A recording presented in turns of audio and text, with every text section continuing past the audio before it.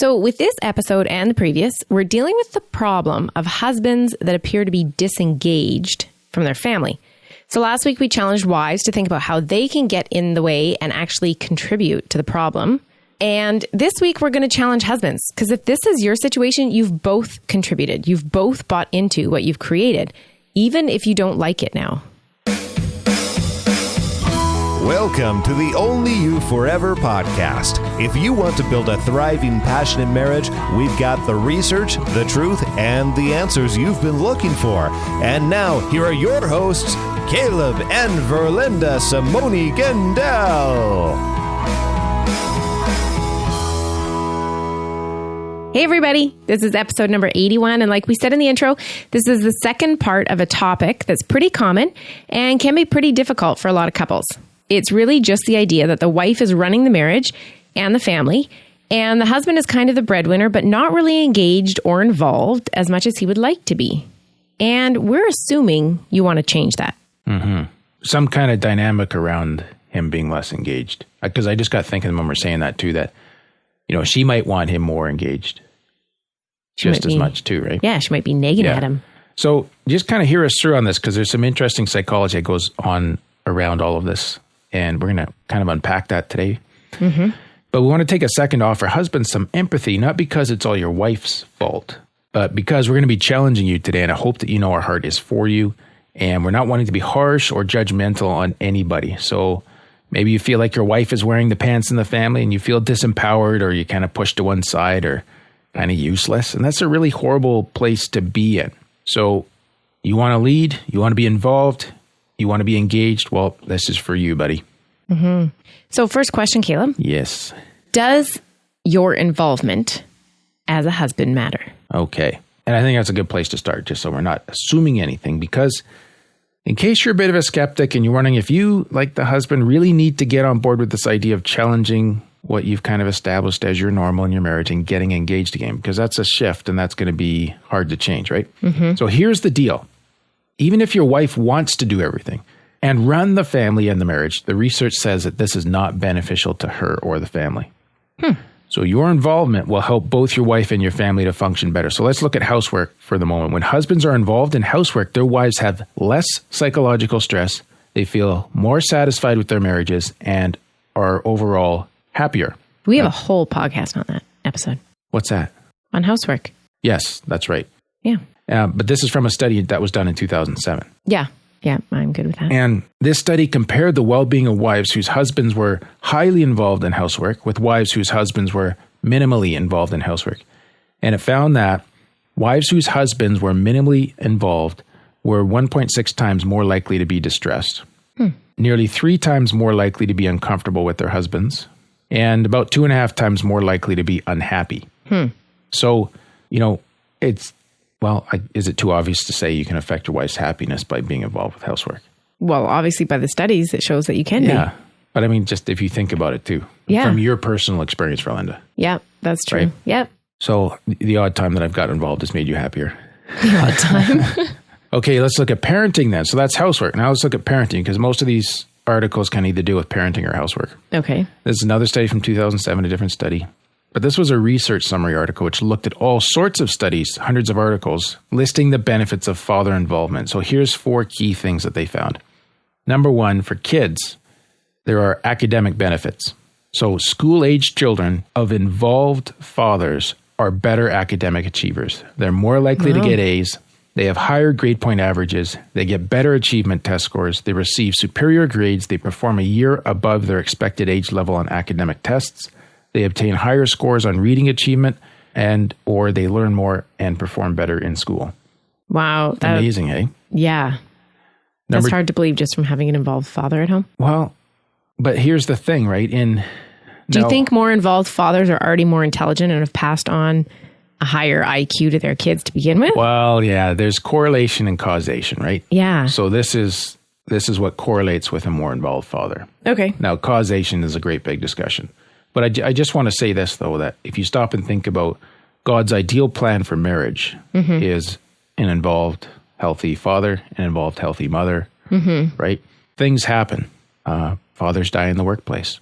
Like there are perfectly legitimate reasons why this may not be the case in the marriage of some of our listeners, right? Yeah.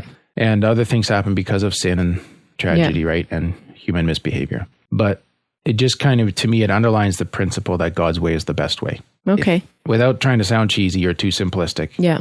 Having an involved father works. Yes. Okay. Yeah. So number 2, second benefit, emotional benefits and general well-being. When fathers are involved, their children are less depressed. They have fewer conduct problems, less emotional distress, and less negative emotions such as fear and guilt. Number 3, social well-being. Yeah. Children with involved fathers have more positive friendships with less aggression and conflict and more generosity in those friendships. Wow. And number 4, parenting relationships. So there is a positive correlation between marital quality and levels of father involvement in childcare, the quality of the father-child relationship, the father's satisfaction with his role as a parent, and the father's competence as a parent.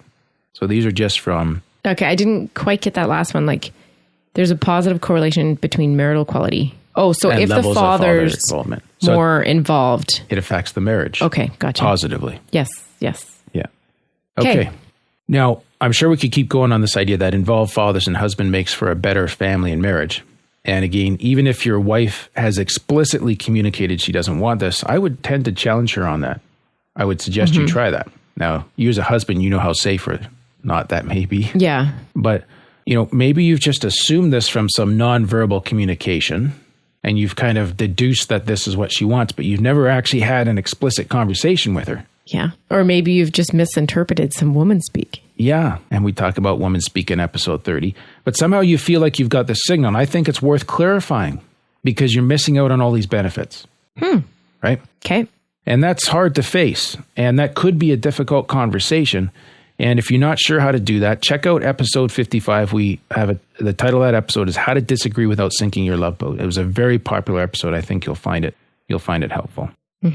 So, okay, I think we've established here that it's good for a husband to be involved. Yeah. So now, how can a husband get more involved if his wife is taking control and pushing him out? Right.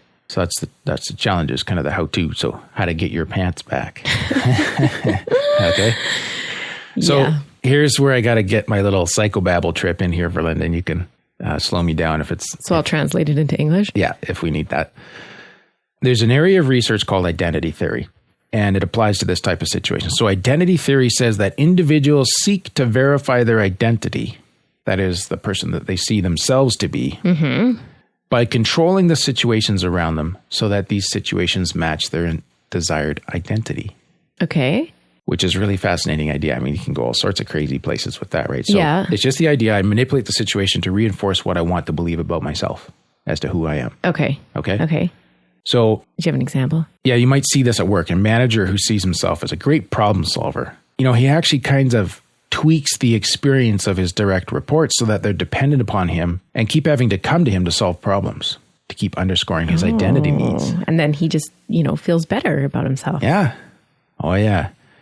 Now, if a wife sees herself or wants to see herself as a supermom and a superwife to validate her identity needs, and if she's given the power to do so, she may actually arrange the family dynamics around her own desire to verify that identity. So like, when the kid gets hurt, she's got it arranged that they always come to mom. Yes. Kind of thing. And then she feels good about herself because she's the super mom who takes care of everything. Yes. Or she kind of slightly overpacks the schedule so that only she can get it done. You must be amazing. You get it done every time. You know what I mean? Yeah. Stuff like that. Now, I don't want to be unkind or mean or anything there, but this is just something for us to really think about, because here's the thing, that the disengaged husband can do the same thing. Yeah. And we'll talk about that in a little bit. Okay. Okay. So this researcher looked at identity theory in the context of food preparation, housekeeping behaviors in married couples. And who actually thinks up these studies? Anyways, go on. I don't know, but it's useful. Yeah. Each spouse considered what they wanted their identity to be in terms of how much they wanted to be involved in food prep and housekeeping. As in, like, I want to be the cleaner in the marriage, or I want to be the cook. Go ahead, honey. Theoretically speaking. So they found a few interesting things, okay? And this is where we get into stereotypes and socialization and that kind of stuff. Husbands expect their wives to be more heavily involved. I should say, other husbands expect their wives nice try. to be more heavily involved in these activities then the wives expect husbands to be involved. Of the food prep and clean. Yeah. Yeah. So men expect that more of women than women do of men. Right. Okay. Nothing surprising there. No. More powerful individuals, so if in their couple relationship they'd established more power, they were able to behave in ways that were consistent with the identity that they wanted. So if you wanted to be the cook and you have power in the couple dynamic to achieve that, then you could be the cook. Yep. Okay? But these people also imposed identities on their spouse to further control the situation. So like I identify you as the cleaner. The slacker. Oh. Because it helps validate your identity as the cook who gets it done and makes a great meal without any help, all by yourself, because you're super wife. Yeah, and you're a slacker. Yeah, I'm slacker husband, right?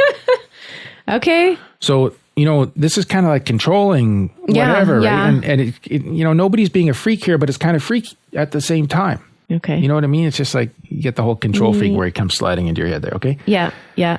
But, people aren't freakish. This is just kind of how we do this thing because of our identity needs to feel valued and important, significant, that we're making a contribution.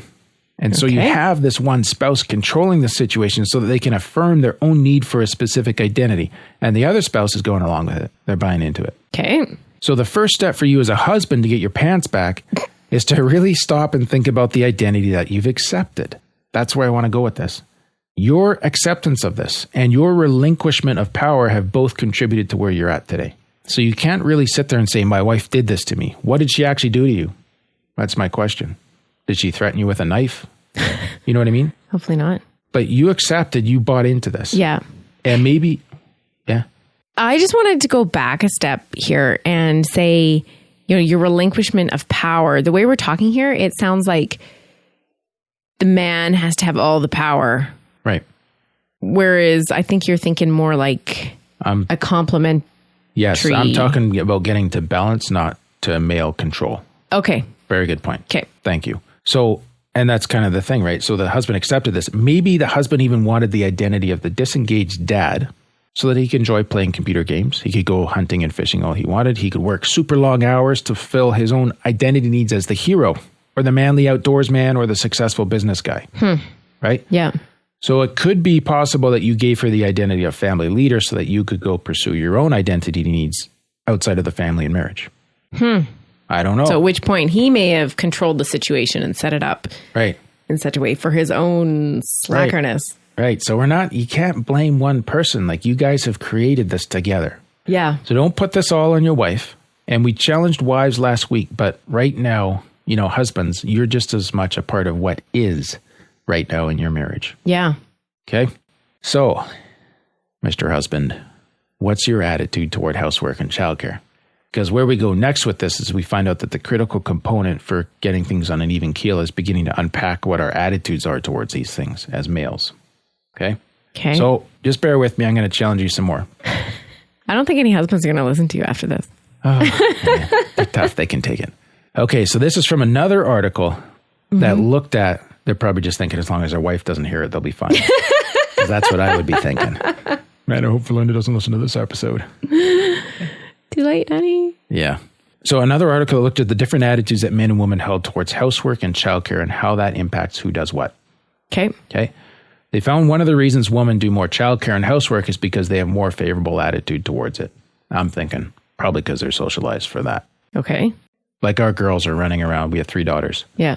They're playing baby. Yeah. You know what I mean? Yeah.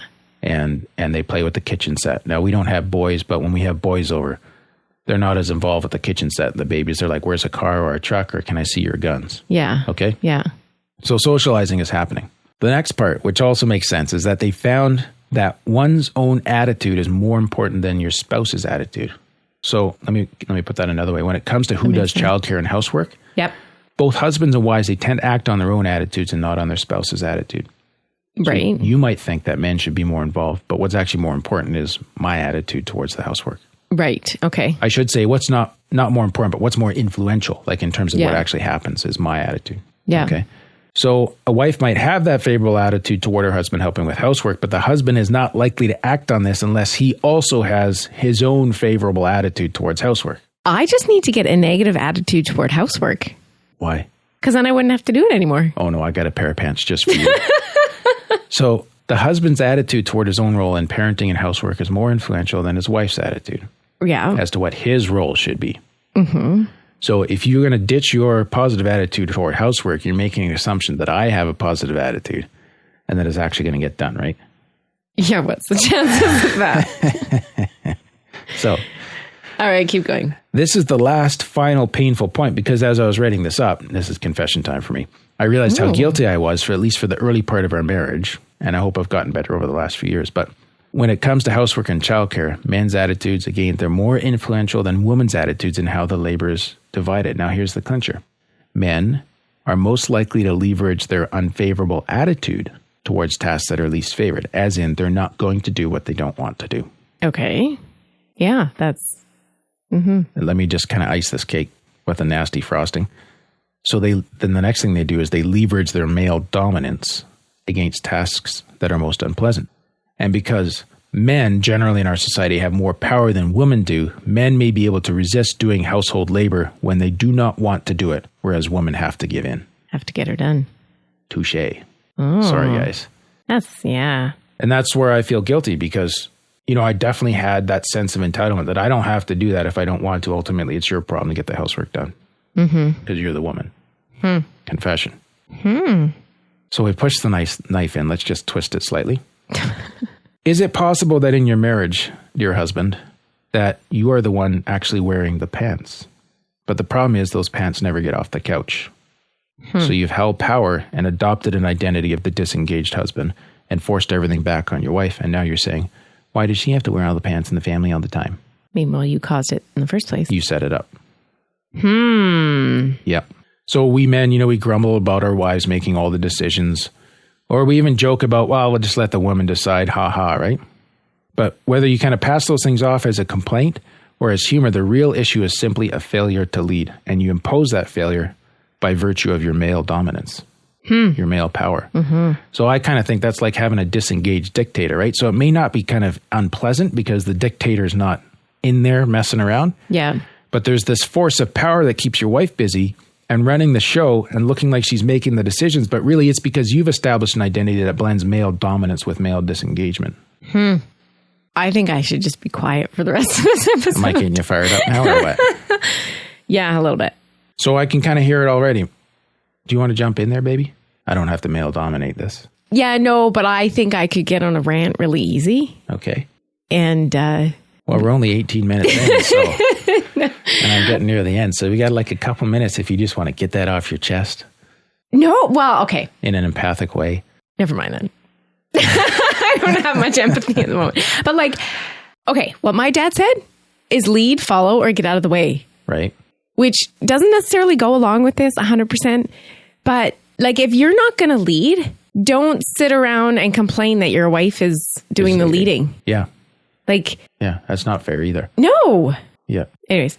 So you find this to be true to life in other people's... In other marriages. Yes. Yes. Hey, if you want to complain about me, you just go right ahead. No, but I honestly think like you have changed. Yeah, at the beginning of our marriage, I did everything and you kind of came home from work and like, why isn't this done? Yeah. Which went over really well. Yep. Yep. And, but that definitely has changed. Yeah. Like now you can come in and you can pick up whatever needs picked up. And so here's the thing I realized a couple of years ago is like, why shouldn't I be doing the dishes? Yeah. And I get to this in a second here, actually. So let me keep going. And okay. You can keep kind of brewing that no, I think head of steam you got going on there, right? So this is what guys can say, right? I work all day. Why can't she do the dishes? Yeah, because she just sits around on her butt all day. Well, that's the thing. But here's the thing. Who decided that was fair, that you work all day and then she does the dishes? You know what I mean? Like who decides that's how it should go down, like that's fair and equitable?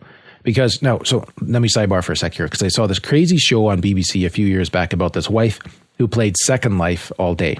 It's a computer game where it's like you create a second life. You create a second life and you run around with other people and form relationships and so on. Okay.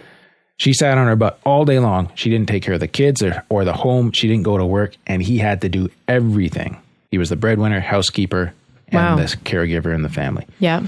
And if you're that guy and you're listening today, I'm not talking to you. You have my empathy because that's tough. Yeah. But I know in our home, Verlinda, like you work all day. So when I come home, and I didn't realize this until the last few years, it's not actually that I've worked all day and now you're getting started. Like you kind of start around 3:30 to get the supper on. Yeah. But you've been going all day. So it's not like you haven't been doing anything. So therefore you should do the dishes after you're done cooking and get the kids to bed because I've been working all day. We've actually been working all day, both of us. Okay. So guess what? We're even. Which means that there's no reason why the housework and the childcare shouldn't get split 50-50. But for us, you know, that's my attitude now. It actually works out differently though. I'll wash dishes, but I do also tend to do more stereotypically manly household duties like yard work and shoveling snow for half the year around here and so on, right? Yeah. Who does all the snow blowing? So I got you a tractor. I run the shovel. So I want to be clear that I'm not proposing an egalitarian model of marriage. Right. Everybody has to be equal. Everybody has to be equal and doing 50% of the same things. Yeah. But rather a complementarian model still. But a complementarian model doesn't allow for husbands to slack off and not be engaged at home. I agree with that. You know what? There's some things though that I just can't do. Like I can't lift the lid off the septic tank. Right. Or whatever, you know? Lucky you. Yeah. Yeah. But that's just an example, right? I can't always do the physical whatever that you can do. Right. So that's where we complement each other. Right? Yeah. And so kind of coming back to this whole identity kind of thread that we've had going on here, the point is this, that as a husband, you need to consider what identity you want to have in your marriage. I just thought of something that was so sweet. I didn't even listen to your last sentence. You'll have to repeat it. But you know how I was saying, like, you have to do the strong things in our marriage? You're also like a way better sliver picker than me. Sliver picker. No, like if the girls have a sliver, you're so much more calm and caring and gentle to get it out. I should put that on my LinkedIn profile. A sliver picker. Awesome sliver picker. Okay, so what did you just say there? Husbands need to consider what identity they want to have in their marriage. What healthy, robust, positive identity. Okay. Because just imagine your wife's writing your obituary for the paper one day. My husband spent the last 50 years on the couch every time I looked his way. You know what I mean? Yeah. Or your children are speaking at your funeral, right? What do you want them to say when your child gives the eulogy at your funeral about how you'll be remembered? And how you will be, this is the challenge I'm ending on here. Okay. So how you will be remembered is first derived from the attitudes that you choose to have today. And then the behaviors that flow from those attitudes. So basically you have to change your attitude first. Change your attitude. Behavior flows out of that. And those things, as they relate to tasks in your marriage related to childcare and housekeeping. So this power and control issue kind of comes back to attitude. Yeah. And the identity that you want to accept and how you want to behave out of that. So what's your attitude? That's my question. And what identity do you want to have as a husband that's helpful for you, for your wife, and for your family? That's good. Okay. Well, before we go, next week, we're starting a series called The Heart of Marriage. And you know more about this than I do, Caleb, because you wrote them. What can you tell us about them? So the goal there was to get into like some of the core internal issues that define how we relate to each other. Okay. That's why it's called The Heart of Marriage. So it's going to be like romantic. Oh, yeah. It is? Well, we'll have to see. Okay. Yeah. Okay. So we're going to go deep with these issues. I think it's going to be super helpful for all our married or soon to be married couples out there who are listening in. Right now, it looks like it's 5 parts. Okay. The first part next week, we'll be comparing the role of commitment versus abandonment, which is like a core issue around feeling safe in our marriage bond. Oh, so I see what you mean. Like this could be romantic, but yeah, there's going to be like some deep scientific stuff in here too. Well, it is, but it's emotional. Like it's the kind of the root factors that make your marriage robust enough to handle life's challenges and be a source of strength and energy for both of you. Okay. Makes sense? That's good. Yeah. That's all for today's episode. You can get the full show notes at oyf.link/81 if you need any of the links we've referred to today. And remember, your feedback is important to us, and your iTunes reviews help us reach more marriages. Each iTunes review bumps us up in their rankings. And there are tens of thousands of people, believe it or not, searching iTunes each week for help. So you can help us help them by leaving a review there so that we can be a blessing to other marriages also. Will you leave us that review today? We would certainly appreciate it. If you're not sure how, you can go to oyf.link/review, I believe it is. And that'll take you to a spot on our website, which tells you how to do that. Thanks, and we'll see you next week. Thank you for listening to the OnlyYouForever.com podcast. Please help us reach and influence a wider audience by rating and reviewing our podcast at OnlyYouForever.com/love. Thanks for listening, and we'll see you next week.